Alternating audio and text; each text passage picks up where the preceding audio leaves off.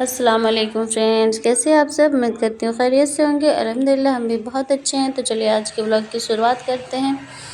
तो ये देखिए मेरी बहन गई थी मार्केट, तो उसने सबके लिए गुलाब जामुन लेकर आया था मार्केट से। तो गुलाब जामुन देख कर ही ना दिल कितना खुश हो जाता है ना, बहुत ही अच्छा लगता है, बहुत टेस्टी भी होता है, बहुत ज़्यादा सबको पसंद भी आता है। ये गुलाब जामुन कितना अच्छा है, ये ना बहुत ही सॉफ्ट सा है, कलर कितना अच्छा है।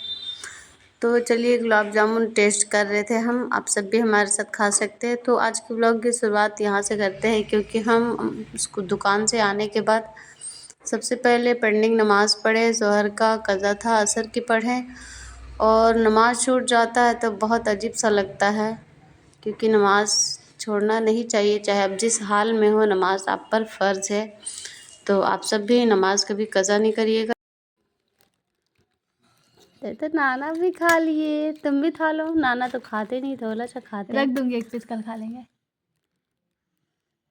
ये आधा, इसको आधा नहीं चाहिए, थोड़ा सा नहीं चाहिए, इसको पूरा चाहिए।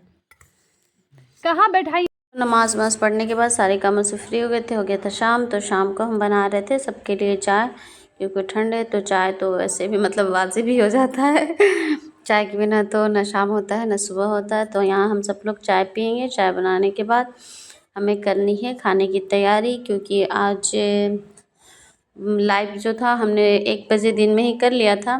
तो शाम का टेंशन नहीं लाइव का, तो हम फ्री थे और शूट भी नहीं था कि हम कटिंग करेंगे। लेकिन हमारे पास एक ब्लाउज़ था जो हमने सिल दिया, उसमें काज और बटन लगाना है। तो आप भी हमारे साथ आइए, चाय पी सकते हैं। तो यहाँ हम अंडे बॉईल करने के लिए रख दिए हैं, देख सकते हैं आप अंडे बॉईल हो रहे थे। देखिए हमने सब्जी बना करके रेडी कर लिया। एक मटर करी की जो रेसिपी है आपको हमारे इसी चैनल गजाला मिनी ब्लॉग पर मिल जाएगा, तो आप वहाँ जाकर ज़रूर से देख सकते हैं। देखने में भी कितना प्यारा है ना, खाने में भी ये बहुत ज़्यादा टेस्टी होता है। तो उसके बाद हमने सबके लिए रोटियां बनाना स्टार्ट कर दी थी। तो देखिए हमारा रोटी भी बन रहा है। मैंने अंडे की सब्ज़ी वाली जो रेसिपी है वो भी शूट कर ली, उसी के साथ हमारा खाना भी हो जाएगा। और क्या बोलते हैं, यहाँ पर हम रोटी बना रहे थे सबके लिए। तो रोटी बनाने के बाद सब लोग खाना खाएंगे। ये देखिए हमने रोटी को तवे पर डाल दिया है, तवा हमारा हीट हो गया था। तो इतनी फूली फूली सी सॉफ्ट सी रोटी बनी थी।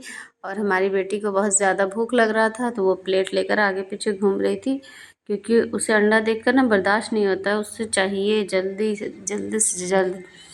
तो रोटी हमारा बन करके रेडी है। आपका रोटी रेडी है। चलिए हाँ बन गया। लड़की को लड़की तो भूत लग गई है। देखो मेला थाना है, देख लो भाई।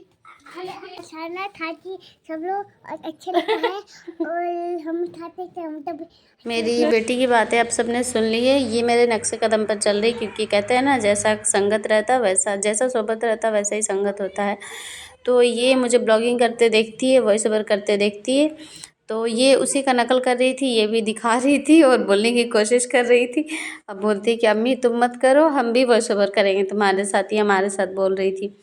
तो खाना बन कर रेडी हो चुका है, यहाँ हम सब खाने के लिए बैठ चुके हैं। तो खाना लग गया, आप सब आइए, इनवाइट है आप सबको। बिस्मिल्लाह करिए।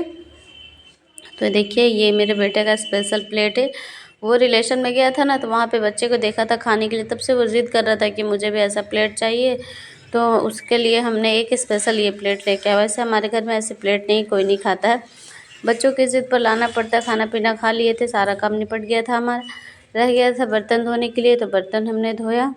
और बर्तन जब तक रात में बर्तन धो लेने के और किचन को साफ़ करके सोने से 2 फ़ायदे होते। एक तो सुबह का काम आपको बिल्कुल आराम रहता है और टेंशन नहीं रहता, आप आराम से सो सकते हैं। सुबह हड़बड़ नहीं रहता है कि मुझे जल्दी उठना है, किचन को क्लीन करना है, जूठे बर्तन पड़े हैं उन सबको धोना है। तो ये सब टेंशन से ना आप आज़ाद हो जाइएगा। और दूसरा बेनिफिट होता है कि जब किचन साफ़ सुथरा रहता है तो जो पॉजिटिविटी आती है ना, वो बहुत ही अच्छी आती है। गंदा रहने से सबको मतलब कि अच्छा नहीं लगता है। और हमारे इस्लाम में भी है कि किचन को साफ़ रखें, बर्तन रात में जूठा ना रखें।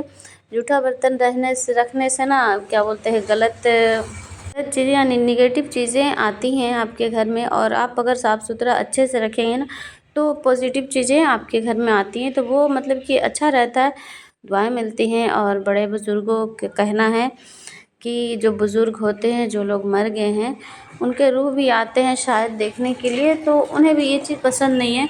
तो आप कोशिश करें कि अपने किचन को क्लीन रखें, अच्छे से रखें, साफ़ सुथरा रखें। आपको भी अच्छा लगेगा, फैमिली वाले को भी अच्छा लगेगा और बहुत ही सुकून मिलता है।